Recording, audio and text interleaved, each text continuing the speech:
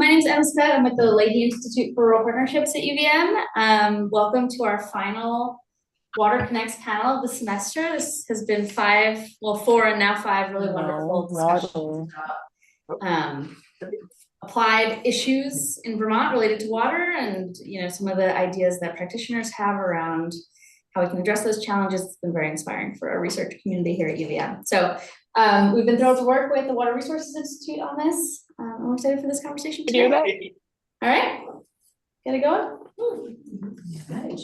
Josh, go on in. Okay. All right. Thank you. This is the chair I'm supposed to sit in. Oh, yeah. Okay. All right. Good afternoon, everyone. Good to be here. It's a beautiful day out there, so we'll go ahead and talk about water and ag, and then we'll let you get back outside.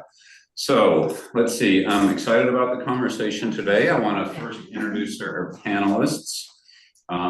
Let's start with Stacy Cibula. Stacy joined Vermont Housing and Conservation Board for VHCB in October of 2020 as the Agricultural Program Director. In this role, she directs VHCB's publicly funded farmland conservation program, which has conserved nearly 180,000 acres of Vermont farmland in partnership with nonprofit land trusts. Stacy is also actively engaged with statewide agricultural policy, including co-chairing the Agricultural Working Group of the state's 30 by 30 Conservation Initiative. Previously, Stacy served as the Deputy Director of the Monadnock Conservancy, a regional land trust in southwestern New Hampshire, where she led the expansion of their farmland program into a statewide leader. In 2018, she was recognized by her community as a Keen Sentinel Extraordinary Woman for her achievements related to farmland conservation. She holds a bachelor's degree in urban planning from Michigan State University and a master's in public administration from the University of Maine. During her time off, she enjoys exploring Vermont's back roads from her bicycle. Welcome, Stacy. Thank you. Next, we have Alli Lewis. Alli is the Vermont Agricultural Water Quality Partnerships Coordinator. A native Vermonter, Alli was privileged to enjoy her childhood growing up in the Green Mountain State. She earned a bachelor's degree in integrated environmental science and wellness and alternative medicine from Johnson State College. Her passion for the environment led her to work in hazardous waste remediation, collaborate with farmers on water quality projects as a VACD agricultural resource specialist, and coordinate the NRCS-supported Lake Champlain Regional Conservation Partnership Program and other water quality grants through the Department of Environmental Conservation's Clean Water Initiative program. She now enjoys supporting the Vermont Ag Water Quality Partnership. Welcome, Alli. And last but not least, Heather is online with us. Dr. Heather Darby is an agronomist and soil specialist with the University of Vermont Extension. She works with farmers and the associated agricultural community to provide education, outreach, and applied research to meet the needs of these stakeholders. She works with a diverse group of farmers throughout the state of Vermont, as well as the region. In relation to water quality, Dr. Darby provides education on nutrient management planning so farmers can plan how best to manage nutrients on their farms to protect the environment but still grow high quality crops. She also develops applied research on how best to integrate conservation practices such as no-till, cover crops, and new technologies onto farms. Lastly, she provides technical assistance on a broad range of topics, including soil sampling, fertility management, forage management, and conservation to farmers in Vermont. Welcome, Heather. Let's take just a couple minutes now if our panelists have any opening remarks they'd like to make. Stacy? Yeah, thanks, Josh. Appreciate that intro. Hi, everybody, and hi, folks online. I'm really glad to be here. My name is Stacy Cibula, and I'm the Agriculture Director at Vermont Housing and Conservation Board. Not sure if folks are familiar with our organization, but we're a quasi-public entity, so we sit kind of just outside of state government, get funding support from the state, but are not officially a state agency. We have an independent 11-member board of directors.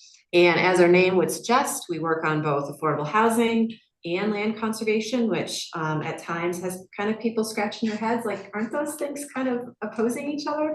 And obviously they can be, but like as we have found in the 35 years that we've been doing this, we have more similarities across those groups of folks working on both of those issues than differences, and we can accomplish a lot more if we focus on both of those things. So to the extent possible, when we're working on conservation projects, we try to incorporate affordable housing whenever we can, and just kind of think holistically about the whole picture. In terms of how we work with water quality and agriculture, so in my role, I'm the director of our farmland conservation grants program. So we make grants to groups like Vermont Land Trust and other conservation organizations who then go out and work with farmers to conserve their land.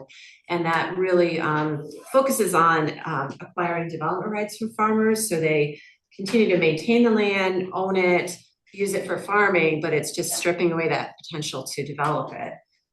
So, it's often a win-win situation. We know that most farmers don't want to have to develop their land. And so, they're getting compensated for those rights that they really don't want to be using anyway. But in terms of the water piece of what we do, it's really been a core part of our mission in conservation ever since we started VHCB. But I would say since 2012 or 2014, when on a statewide level, a lot of these issues came up in prominence, and the issues around water quality in Lake Champlain became greater known.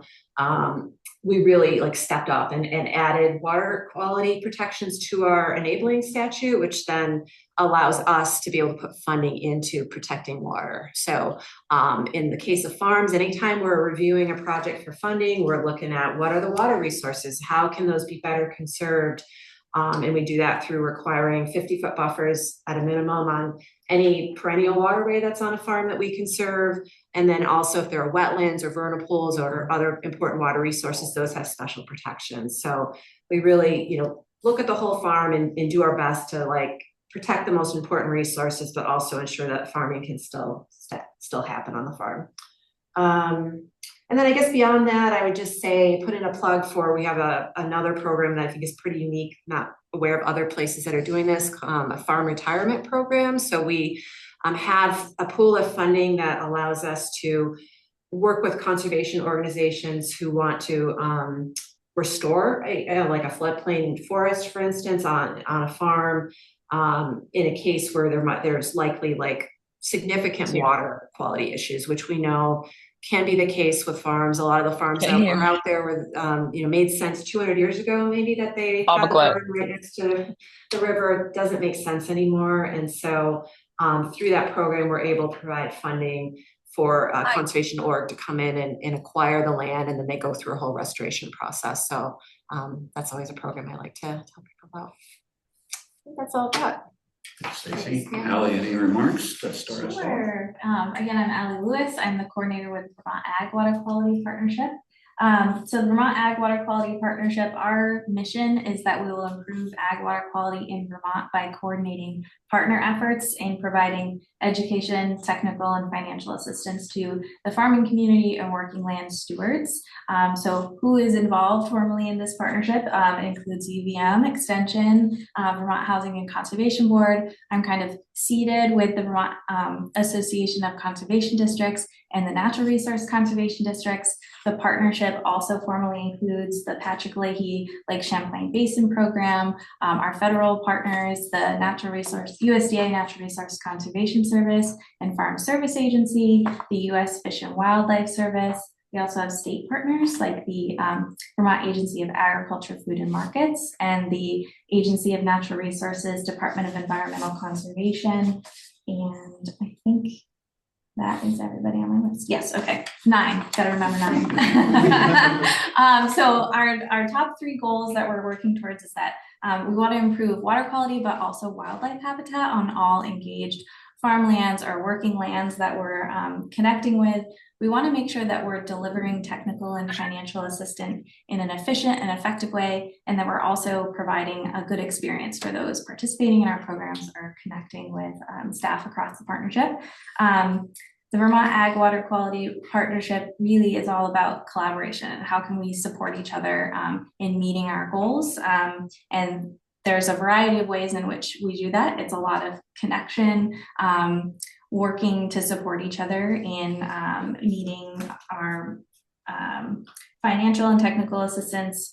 benchmarks. We also focus a lot on internal communication so we can make sure that we're all connected, training for new staff, all sorts of things like that. So thanks. Thanks, Alli.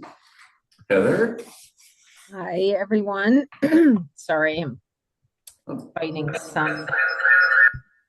Oh, Time out. I'm in a meeting. I can only hear certain things. They're not talking right now. Technical difficulties.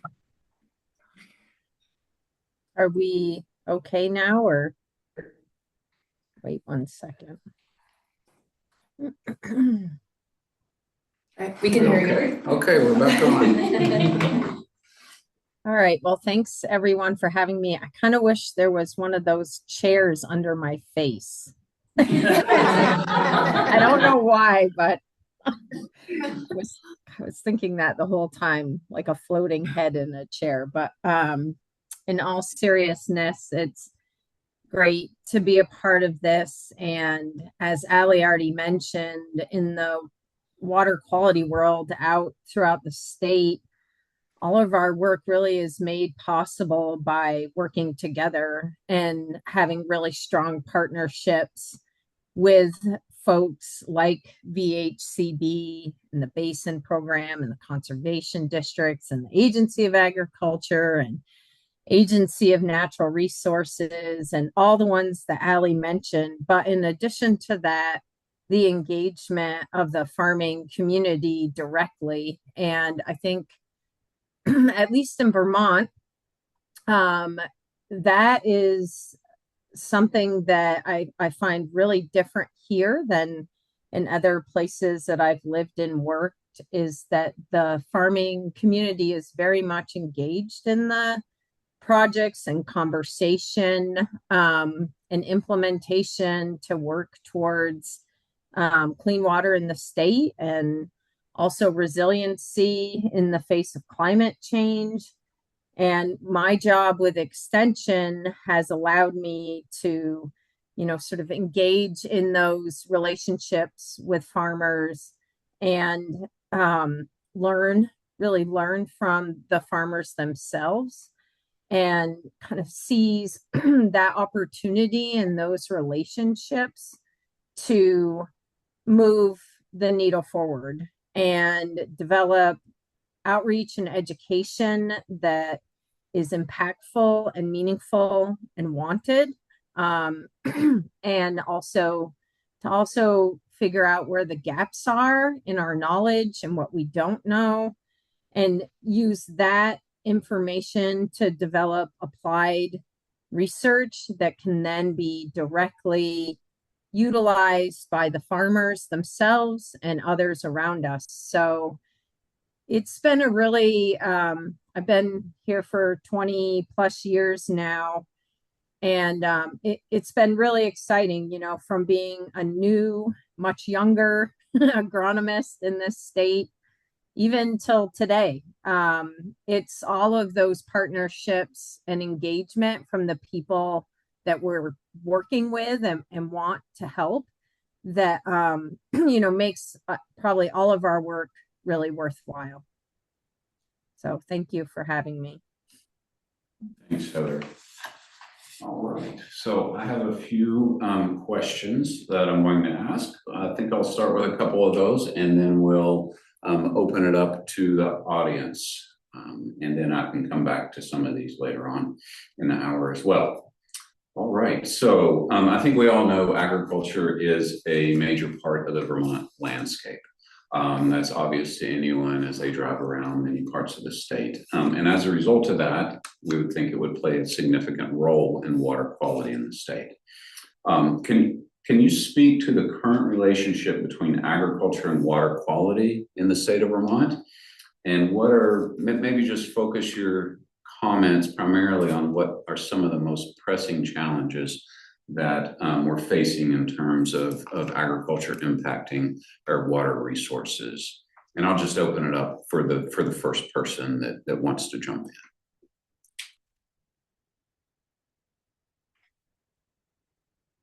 in. I'll dive Okay. in. Yeah, so what immediately comes to mind for me and thinking of what Heather just spoke about in terms of just the partnership across the state among so many organizations all working towards the same goal and farmers being so engaged. I'll say the same thing having come here from New Hampshire, where I lived and worked for a number of years, and prior to that, Maine. Like, even though those states are both doing great work, like it is incredible to see the difference in Vermont in terms of just how much more engagement there is on water quality and just knowledge about conservation practices and just a true commitment to it. So I find that to be really heartening. So I guess that would be like my initial takeaway is like, wow, like people really do care, and farmers, like by and large, ones I'm meeting out with when I'm doing site visits for our program, are like completely on board and wanting to do the right thing. I think the flip side of that is like just the economic challenges of farming are so incredibly tough that's really where the rub is, and where we hear from farmers of like, oh, like, yeah, I get it. I want to be doing X, Y, and Z, but the cost to implement these practices is just insurmountable. And I can't focus on that right now. I have to do this. And so I think just the slim margins of farming and just that having such a major impact on what we can accomplish with water quality. Right. I was going to add to that, probably one of the biggest challenges over the time that I've been here is just the climate, the climate, I would say. I mean, it's always been difficult to farm in Vermont and in this region. It is a challenging climate to begin with, but the challenges are really different now and not consistent. Before you could plan on a long, hard winter. You could plan on, a late frost or an early frost. And now, we have so much more rainfall and heavy rain. It's making us like some of the conservation that we've put into place, and we finally felt like, yes, we have arrived. Now, it's not good enough.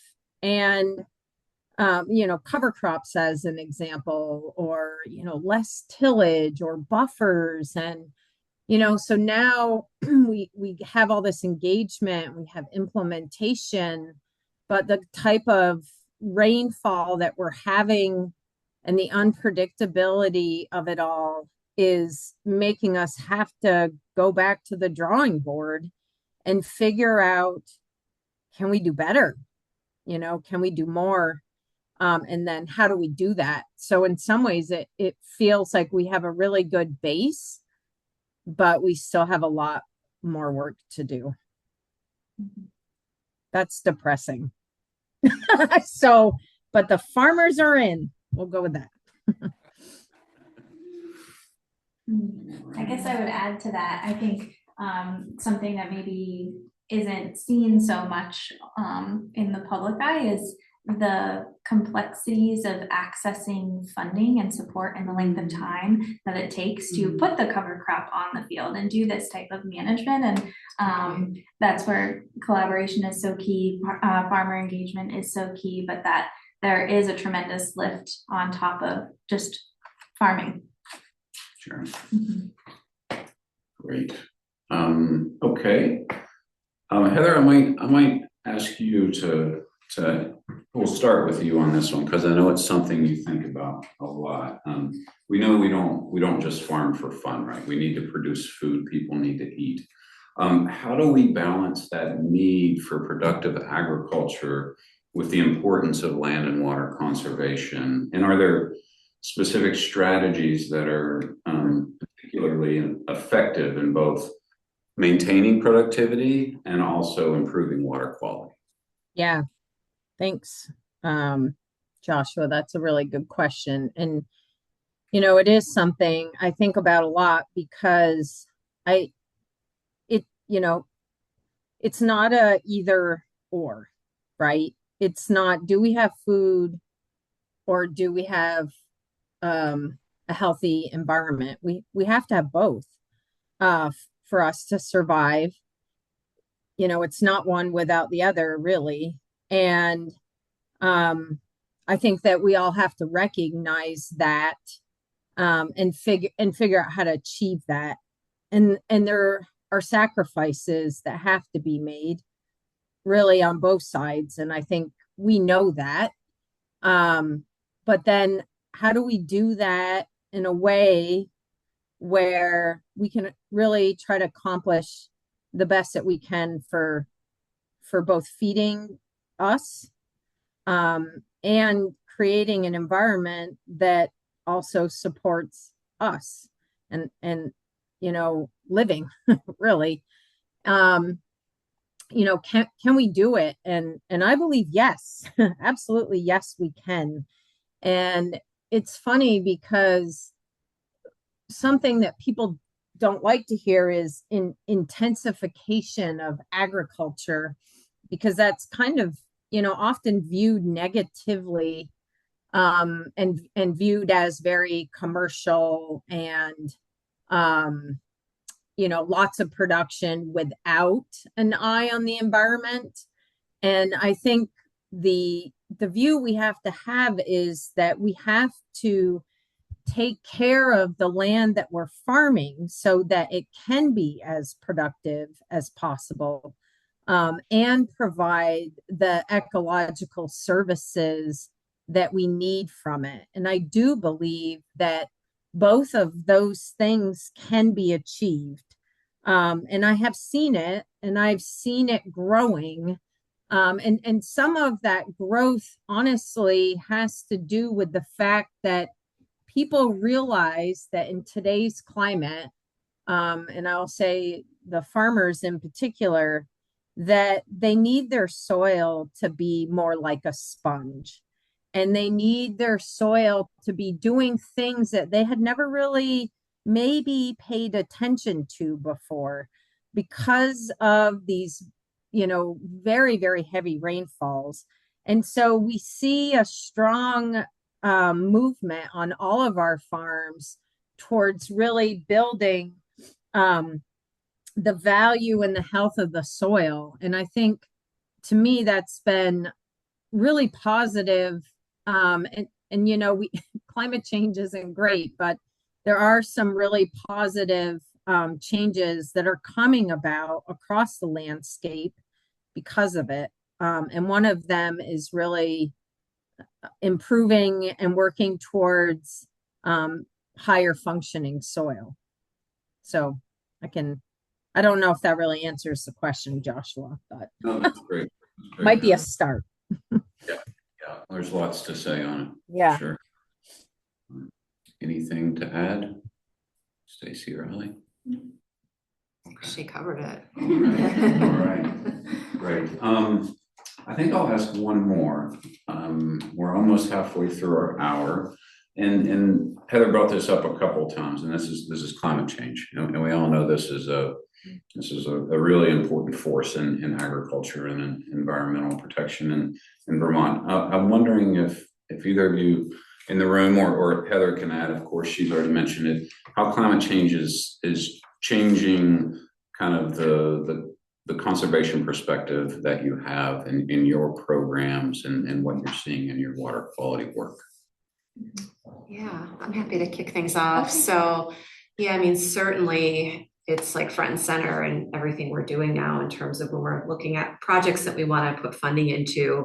The question around climate resiliency is right there. And, I think it's also in the work that we're doing, like the farm retirement program, that's something that's been relatively new to our work. And because of the fact that, like, we're recognizing that these, what more infrequent storm events are happening all the time now, and there's a greater interest in farms moving to higher ground, and how can we help farmers, sustain their business in a different location while also improving habitat, along the floodplain and having all the benefits to water quality and climate resiliency that comes out of that kind of work.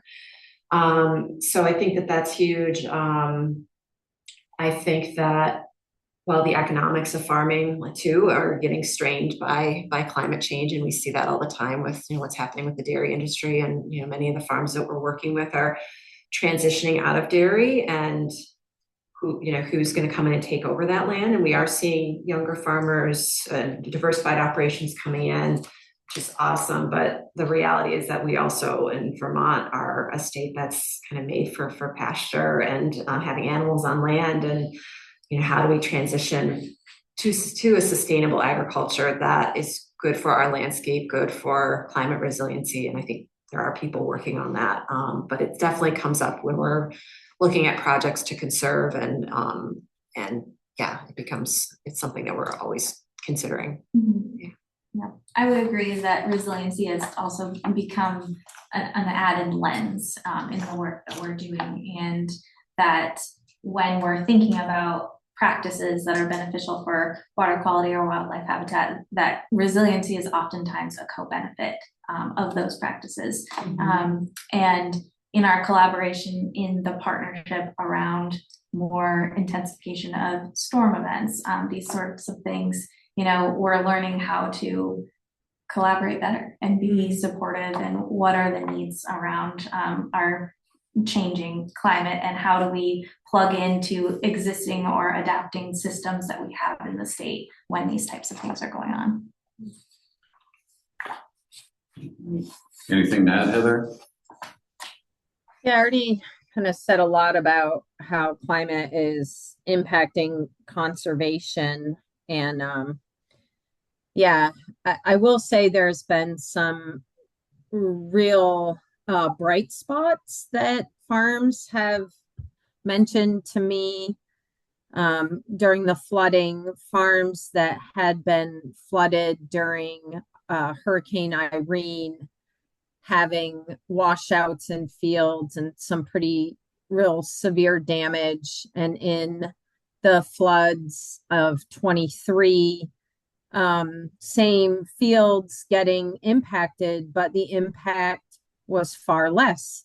And the farm had attributed that to all the new practices that they had adopted since Irene. And that had included different diverse cover crops, no tillage, better rotations. And they really felt, and I agree, that, the work that they had done and many farmers had done since that time had really helped, in some cases make their farm more resilient. So it was definitely a testament to them. And to me too, that, although, who knows what the future holds, we are making improvements and making some headway. Thanks.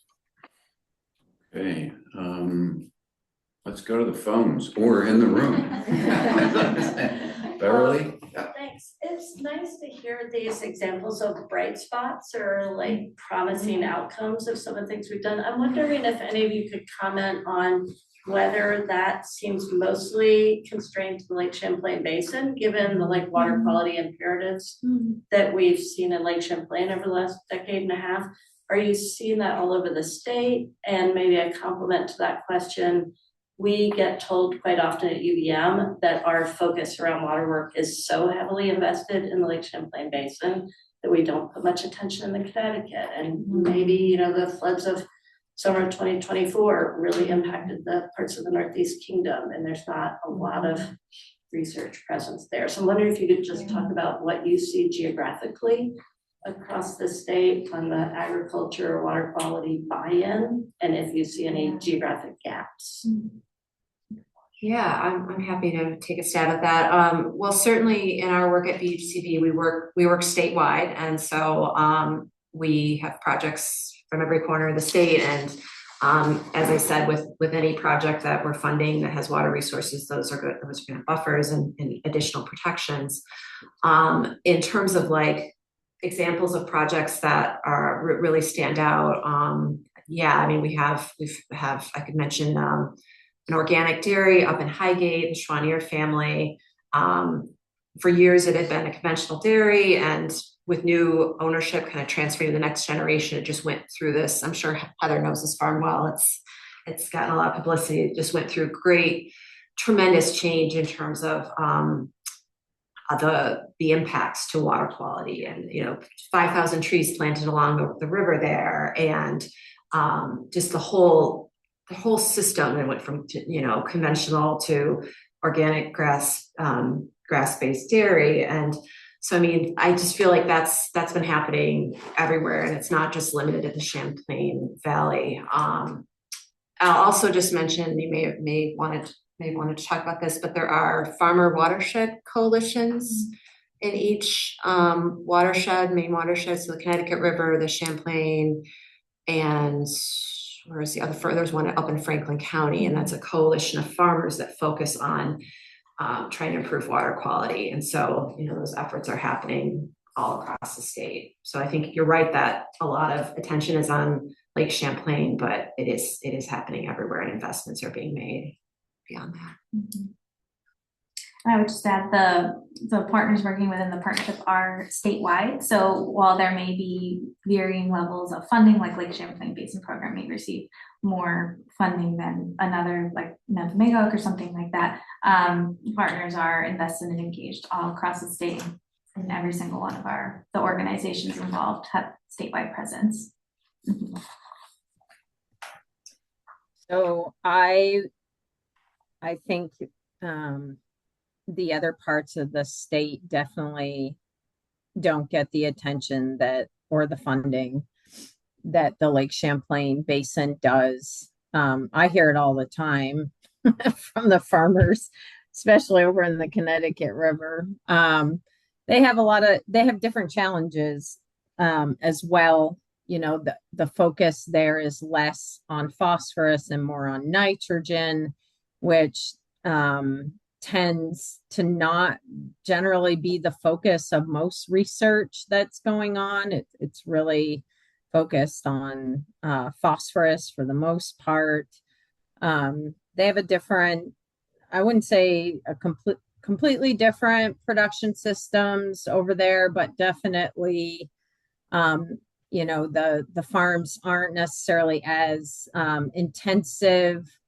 There's a lot more grass-based livestock operations. There certainly are some larger, more conventional operations still. So you're right. I hear that a lot as well about, them not getting the attention that the basin does. It's hard because, the funding pools can be strong for Lake Champlain, but the state, as others have been saying, has really tried to make an effort to distribute funding in programs as evenly as they can, depending on the source. And I know that has been appreciated. There is not the public pressure, I would say, outside of parts of the Lake Champlain Basin on farms like there is here. And that's also a huge difference. And I'm not sure if that bothers them as much. So there's a lot of public pressure in Lake Champlain that other farms don't experience like they do here.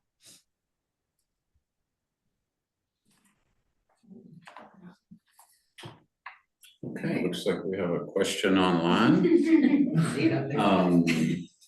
Okay, it's from Creelantelec. It looks like, do any of our panelists have any comments on the current state of regulatory authority as we start to see some transition from the Agency of Agriculture over to the DEC? And for anyone who's watching the ag and water quality world, we know that this kind of recently flared up in September with a letter to the EPA in response. And I think there's been a proposal put forth by the Agency of Ag and Agency of Natural Resources to address this. Did anybody have, any of our panelists have any comments on this or what they're hearing from farmers? Even I know I hear concerns and comments from farmers on this issue. Yeah, I mean, just I guess so people are familiar with what is being asked. The Federal Clean Water Act is basically regulates CAFOs or concentrated animal feeding operations in the country. And those regulations for the Federal Clean Water Act fall under the direction of the Agency of Natural Resources in Vermont. So the Agency of Natural Resources here in our state already has the power and the responsibility to regulate CAFOs here in this state. The issue that came up, which Cree was saying, the response to the EPA letter. So the issue that has come up is that the Conservation Law Foundation and I believe some other organizations essentially do not think that ANR here in our state is doing an adequate job at regulating concentrated animal feeding operations. And so they filed a petition with the EPA because, again, the EPA kind of is in charge of the federal law. And they investigated the complaint essentially and found that the complaint was justified. And so the EPA came to ANR and said, what are you going to do about this?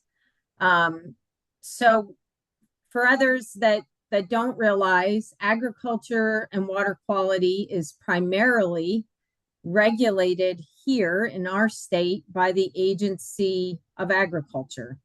So we have our own set of state water quality regulations that go really above and beyond what the federal CAFO regulations are.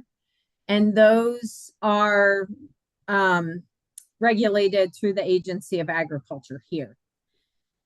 When ANR is supposed to get involved is when there is a direct discharge of pollutants into waters of the state, because that breaks, again, the Federal Clean Water Act.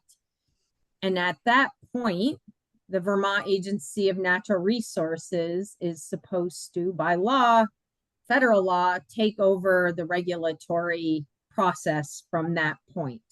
And that has that is the complaint, that they're not doing their job by regulating direct discharges that are found on farms. So the Agency of Natural Resources has had to come up with a corrective action plan, which is what S-124 is, which is a Senate bill.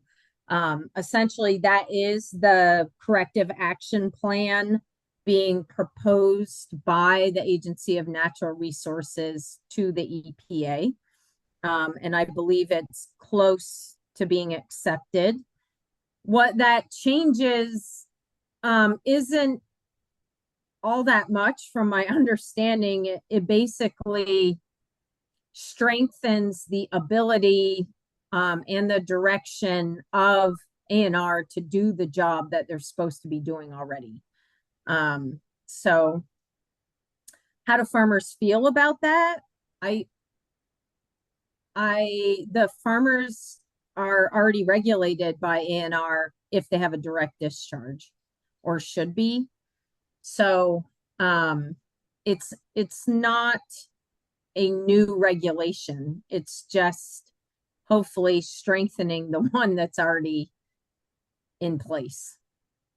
Anyway. there'll be a few changes that are significant, such as when farms are inspected, there will be an A&R inspector and an ag agency inspector present, where before there was just ag agency inspectors. So that's one big difference. So I don't know if that answers. That's good background, Heather. Thank Yeah, you. it's complicated, but not really. Thanks, Heather. Yeah. Other questions online? Okay. I can read it. I Okay, think it's really great, long. thank you. Okay. Ready. I'm not sure if this is a question any of you can answer, as it doesn't relate directly to water quality per se. But do you have thoughts on where this issue fits into the web of intersectionality that affects people, animals, the world on a larger scale? Example, managing wastewater has obvious positive effects on its direct outcomes like farming and food production, which are things that have already been discussed during this section. But what are larger effects on the world that we are seeing? There are so many issues in the world that impact us. Why should more people be focused on this issue?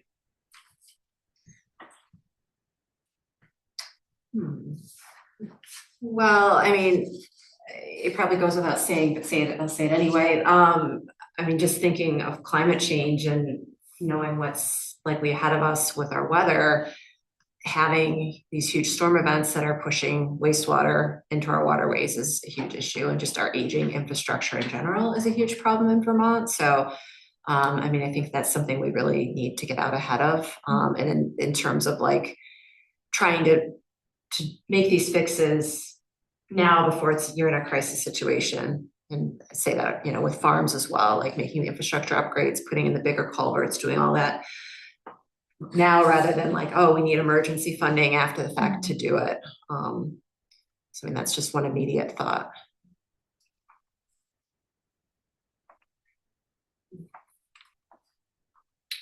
Other thoughts on this one? Yeah, I mean, I think clean water is critical for life, and I know a lot of things are, but it would seem that, you know, the efforts that we can make to have clean water sources for people and the environment is really critical, not just in Vermont, but all over the world. And we see the effects of water quality, both, you know, in the United States and well beyond. So I think it's a top issue. I mean, how we manage and approach clean water is certainly going to be different depending on where you are in the world. So I guess we've been talking about how we're trying to manage that here in Vermont.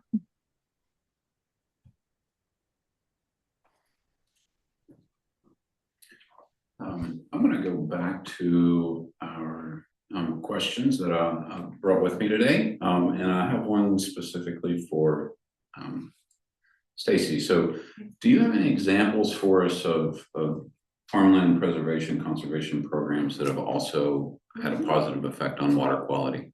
Yeah, absolutely. So I'll speak more broadly about a federal program that's really great that we've worked with partners on, the Wetland Reserve Easement Program through NRCS, Natural Resources Conservation Service. So that's a program that takes wetlands on farms out of production. Well, technically most of them probably are not in production at this point, but preserves them. And in exchange for that, the landowner gets compensation for that. And visited a farm in Middlebury where that was the case. And I mean, it's perfectly positioned to be upstream of the village of Middlebury. And it's just essentially flood attenuation for the town. And so there have been a number of WRE projects that have occurred in the Otter Creek watershed that have really helped in terms of the difference between Irene and then the more recent storms. Like, you could really tell the difference of having that land conserved. So I see that as a program that I hope continues to be funded and we get landowners to enroll in. And then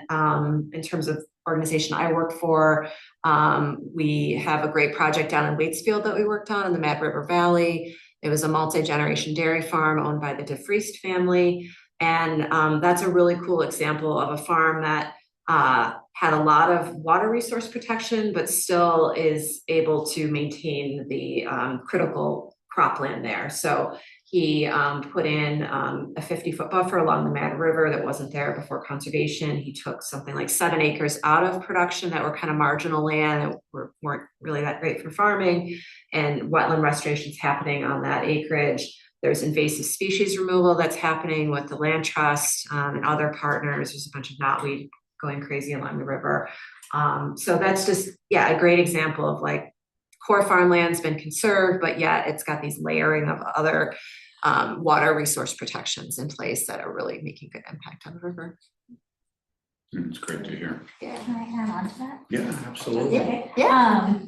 I also just want to point out, Stacy, you mentioned a number of different organizations that are plugged into making a project like that happen. Yes. And oftentimes there's a tremendous amount of collaboration that has to happen there, a lot of programs that have to align just right. And I think through the process of collaborating over the years on these types of projects, we come across opportunities where we see maybe there's a gap or an obstacle for a farmer or a land steward in being able to do a project like a wetland restoration, because maybe the traditional payment rate isn't quite enough to make it worthwhile for taking it out of production. And then partners have collaborated to seek and procure unique funding sources like the USDA Natural Resource Conservation Service. It's called RCPP, Regional Conservation Partnership Program, federal funds specifically to have additional funds for that, and then also create incentive payments. So with state partner match dollars, we can give the federal rate and we can give an additional rate to make it worthwhile for the producer or the land steward, which I think has been a great success. That's good. Great. Put in a plug for that one. We have a Yeah, bunch some- online. We have some online, all Okay, we right. have 2 online. Okay. First, how is Vermont dealing with the septage spreading and the PFAS issue? Oh, another hot topic. That's a good question for A&R. It's a good question for A&R. Anyone have anything to? Share I on really this one. don't. I mean, the only thing I know from like the conservation world is that there's a lot going on in Maine. People are probably familiar with. The state has been taking on this issue and is, I believe, funding buyouts of farms there, and the Maine Farmland Trust, the primary big state agency nonprofit working on this, is also supporting farmers through some kind of conservation effort. So I know that there are certainly lessons to be learned from Maine, but I'm not really, can't speak intelligently about what's going on here yet. I mean, I just don't think we've really kind of gotten into a lot of the weeds, pun intended, on this. But I don't know, Heather, do you know anything? Not really. I know I know what I know from Maine's experience, and the farmers there that you mentioned already. But I know that there are farms, but that are at significant risk, but it doesn't have anything to do with septage actually, and has to do with other industries that are around them. So, but as far as septage goes, I don't know. I haven't heard much at all. All right. Let's go one in the room and then we'll go back to online. Okay, well, yeah, thanks. Here, this may be a bit of an aside, but just real quick. So going back to some of the extreme precipitation and flooding that has happened, I imagine that mostly flood inundation for farms is viewed as a negative, right, with destruction, loss of crops, damage to equipment, etc. On the other hand, if you think kind of prehistorically, farming was often situated in floodplains, specifically because those floods would deposit sediments and replenish nutrients in the soil. So I was just curious if that kind of more positive light is a perspective you've heard of, or maybe even crazier. Are there any farmers who are intentionally trying to bring floods back onto their lands.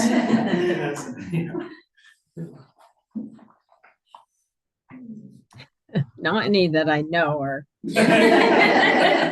excited about it, but it, it certainly is true that we do see that increase in nutrients with the flooding. It was interesting.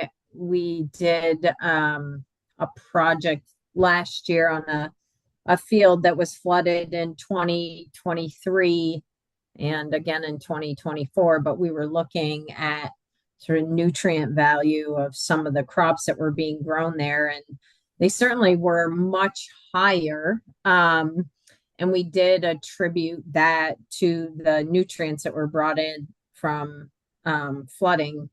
I think the flip side is that there's a lot of other things that are brought in from flooding as well that maybe weren't really such a concern when people wanted their fields flooded. But they're, just contaminants and things like that are not viewed positively beyond destruction of, land and buildings and such. But you're right. There is definitely higher nutrients in those fields for sure. Yep.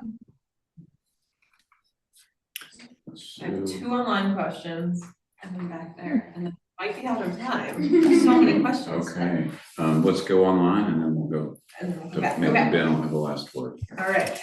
So as farmers face the ever-increasing impacts of climate change and begin to seek alternative pathways for their livelihoods, land and business, etc., investing in more conservation projects, installing tile drains and other engineered solutions, investing in soil health, accepting buyouts, moving their production, crop diversification.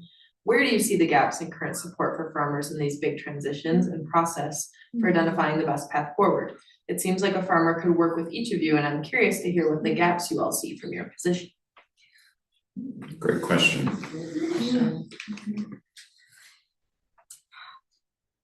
What comes to mind first thing for me is farm viability and economic support, and really making sure that that there's a sustainable path forward, and there are resources in the state to support farming operations with that. But with all of that adaptation, I can see that as a real challenge. Yeah, I would echo that. We have a farm and forest viability program that we fund that helps farmers with business planning and can, specifically focus on like disaster related issues. And there've been a lot of those in the last couple of years where people have come in for specific support around that. So I would echo that. And I think, to your point, Alli, that there are so many great programs out there, initiatives, but as we often hear from farmers, it can be just overwhelming, all the different organizations, grant funds, etc. So we often talk about the need for more navigators to help people through the process, which I know our conservation districts are awesome at, and RCS to some degree, but I still think there's always a greater need for more capacity to just help people figure out what those resources are. Yeah, it's complicated, as people are saying. One of the things that's been interesting to me as farmers seek alternatives, I think, something was mentioned about new crops or different types of farming businesses, and this question around viability.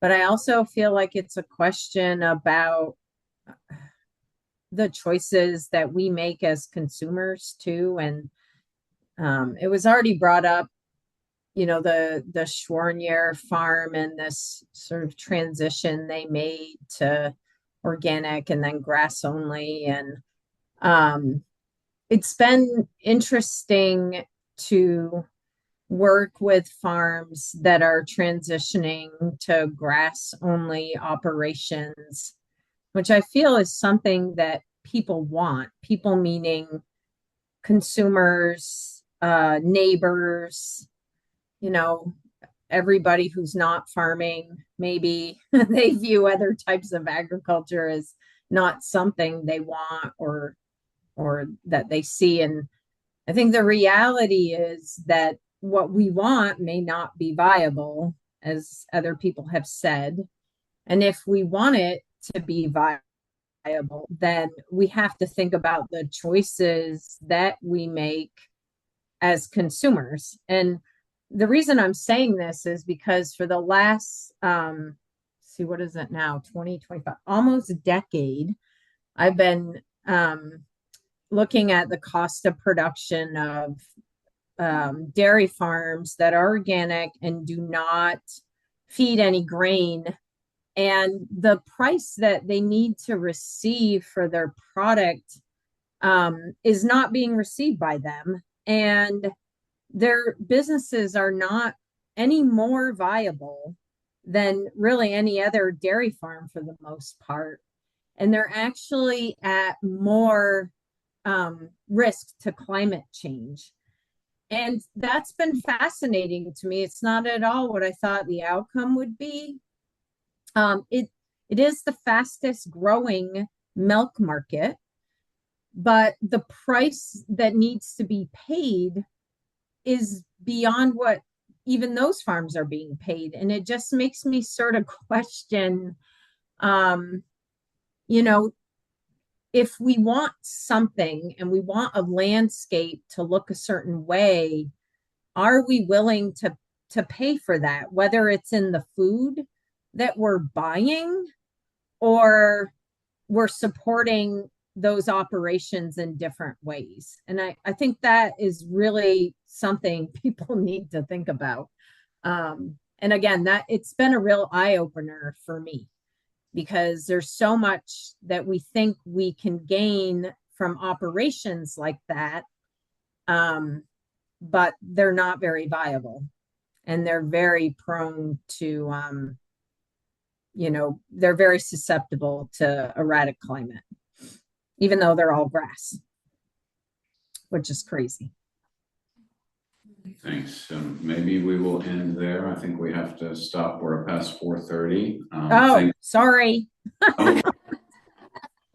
A big thank you to our panelists, and also so many questions. It was wonderful to have this conversation. I hope we can do this again in the future. With that, I think we're finished.